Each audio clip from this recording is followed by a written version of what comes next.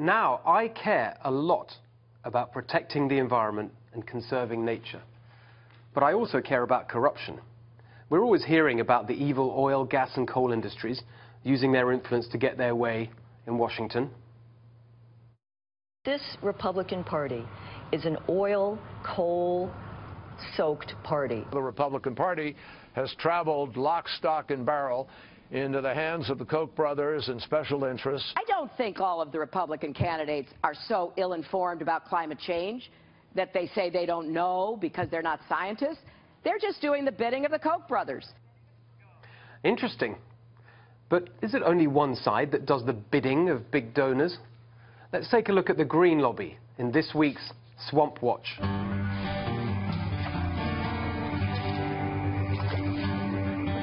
Right, we love that.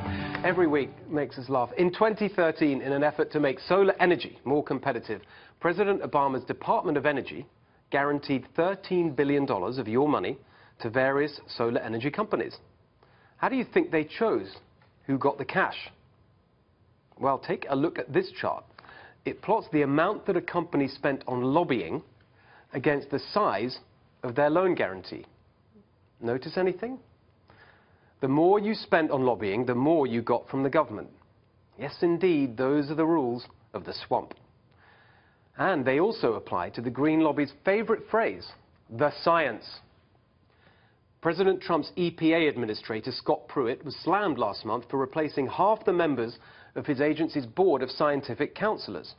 This is completely part of a multifaceted effort to get science out of the way of a deregulation agenda, said one critic. But it turns out that most of the academics who sit on the EPA's boards aren't the objective scientists we were led to believe. They're yet more citizens of the swamp. 24 of the 26 members of the EPA's Clean Air Advisory Panel received EPA grants totaling around $190 million.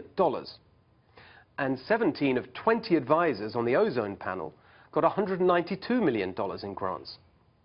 Not only do they get paid taxpayer money to lobby for more taxpayer spending, they sit on the government panels that peer review their own research. Bear in mind, this is the same swampy EPA that in 2015 under President Obama violated federal law when it was found to have engaged in, quote, covert propaganda. And it's not just government agencies. Some of our leading politicians have gotten in on this lucrative racket. Senator Angus King, while he was governor of Maine, signed a law that required utilities to generate at least 30% of their energy from renewable sources like wind. Once he left the governorship, King founded a wind energy company that got a $102 million loan guarantee from the Department of Energy. And if that's not enough, he then personally got a $407,000 success fee for himself. Wow. Way to go, Angus King. Remember, this is the same saintly Angus King who was pompously pontificating at the Comey hearings last week. But still, perhaps we can overlook the corrupt subsidies slushing around the green energy industry because, well, it's green and that's good, right? Who can be against modern businesses successfully delivering clean power to consumers? If only. In March 2015, the solar company Going Green was caught targeting senior citizens in Arizona on the Do Not Call list, misrepresenting themselves and making false claims about how much money they'd save by installing solar panels. They had to repay customers up to $111,000 and pay another $120,000 in fines for their fraudulent business practices.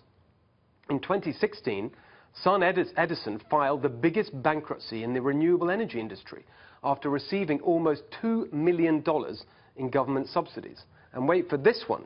A Spanish green energy company, Abengoa, went bankrupt after getting $2.7 billion in federal subsidies that you paid for. So the next time someone tells you that special interests are driving Republican energy policy, remember that when it comes to the environment, the special interests are on both sides of the debate.